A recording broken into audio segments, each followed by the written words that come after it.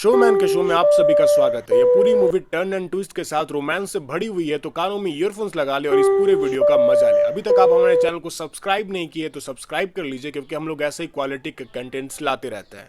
Movie की शुरुआत होती है और हमें देखने को मिलता है कि एशले अपने बॉयफ्रेंड के साथ फिजिकल हो रही होती है, पर वो अपने बॉयफ्रेंड से खुश नहीं रहती है और उससे झगड़ा कर लेती है। इसके बाद वो अपने बॉयफ्रेंड को छोड़ देती है। अपने बॉयफ्रेंड को छोड़ने के बाद एशले बहुत ज्यादा परेशान हो जाती है और अपनी दोस्त जूल्स के पास चली जाती है। वो अपने दोस्त से कहती है कि मेरे पास कोई काम नहीं है। तभी जूल्स कहती है कि तुम्हें इस शहर में आसानी से काम मिल जाएगा। फिर वो अपने दोस्त जूल्स के यहाँ पर रहने लगती है। तब जूल्स कहती है कि अच्छा हुआ कि तुमने अपने पुराने रिलेशनशिप को छोड़ दिया और अब मैं तुम्हारे लिए नए लड़के को ढूंढूंगी।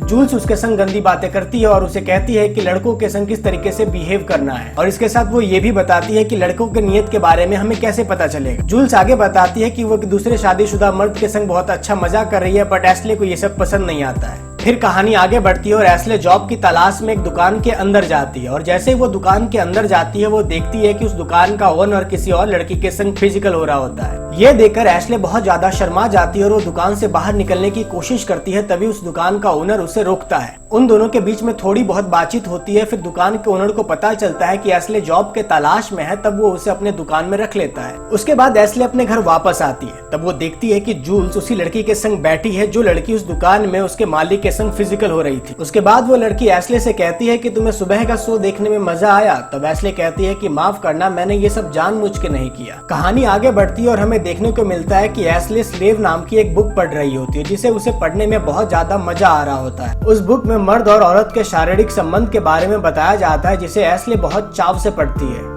अगले दिन एशली, जूल्स और उसके कुछ दोस्त उस बुक के बारे में डिस्कस कर रहे होते हैं। वो लोग बातचीत करते हैं कि इस बुक में शारीरिक संबंध को कैसे अलग तरीके से पेश किया गया है। इन सभी बातों को सुनने के बाद एशले बहुत ज्यादा एक्साइटेड हो जाती है और ये मीटिंग खत्म करने के बाद वो उस बुक के राइटर नोलन किट्स के बारे में सर्च करती है। तभी एशली देखती है कि जेनी किसी लड़की के आंखों पे पट्टी बांधकर हाथों में हथकड़ी लगाकर उसे गाड़ी में बैठाए कहीं ले जा रही होती है। ये देखने के बाद एशली अपने दोस्त जूल्स को फोन करती है। तब जूल्स कहती है कि इस शहर में ये सारी चीजें नॉर्मल है। ये सब सुन के एशले को थोड़ा अजीब लगता है, तो इसके बारे में डिस्कस करने के लिए वो अपने शॉप के ओनर के पास चली जाती है। वो अपने शॉप के ओनर के घर में जाती है, वहाँ पर बैठकर उसके संग बहुत ज्यादा बातचीत करती है और फिर बियर पीती है। इसी बीच में उन दोनों के बीच में फिजिकल हो जाता है। कहानी आगे बढ़ती है। उसके बाद हमें देखने को मिलता है कि एशली, जूल्स और भी बहुत सारे लोग एक पार्टी में एंजॉय कर रहे हो। तभी एशले का बॉस उसके संग जबरदस्ती करने की कोशिश करता है, बट एशले मना करती है। एशले के मना करने के बावजूद वो जबरदस्ती करने की कोशिश करता है। तभी वहाँ पर एक आदमी आकर खड़ा हो जाता है और वो उसे जबरदस्ती करने से रोक देता है। इसके बाद एशले परेशान होकर रूम में जाकर बैठ जाती है। तभी वही आदमी उस रूम में दोबारा आकर उसके पास खड़ा हो जाता है और उसके संग बातचीत करता है। बातचीत करने के दौरान वो वहाँ पर पड़ी हुई किताब स्लेव के बारे में डिस्कस करता है। उस बुक को लेकर इन दोनों के बीच में अच्छी खासी डिस्कशन होती है। उसके बाद वो आदमी कहता है कि इस बुक को जिसने लिखा है उसका नाम किट्स है और वो किट्स मैं ही हूँ। वो एशली के संग ऐसी बात इसलिए कर रहा था क्योंकि उसे एशली पसंद आ गई थी और उसके संग वो फिजिकल होना चाहता था। किट्स के कैरेक्टर को इस तरह से समझा जा सकता है कि वह पार्टी में एशले के अंडरगारमेंट्स को चोरी कर लेता है। थोड़े ही देर के बाद देखने को मिलता है कि किट्स उस अंडरगारमेंट को किसी दूसरे लड़की को पहना देता है और उसके साथ फिजिकल हो जाता है। अगले ही दिन किट्स एशले को एक नई बुक भेजता है, जिसको देखने के बाद एशले को यकीन हो जाता है कि यही असली किट्स है। उसके बाद एशले बताती है कि उसकी बुक स्लेव पढ़ने के बाद उसे बहुत अच्छा लगा। दिन ब दिन इन दोनों के बीच में बातचीत बढ़ती जाती है। किट्स उसे कुछ गंदे टास्क देता है और एशले उस टास्क को पूरा भी करती है। कुछ टास्क को एशले पूरा नहीं कर पाती है, जिसके बाद किट्स कहता है कि तुम मेरे घर पर आओ और मैं तुम्हें सजा दूंगा।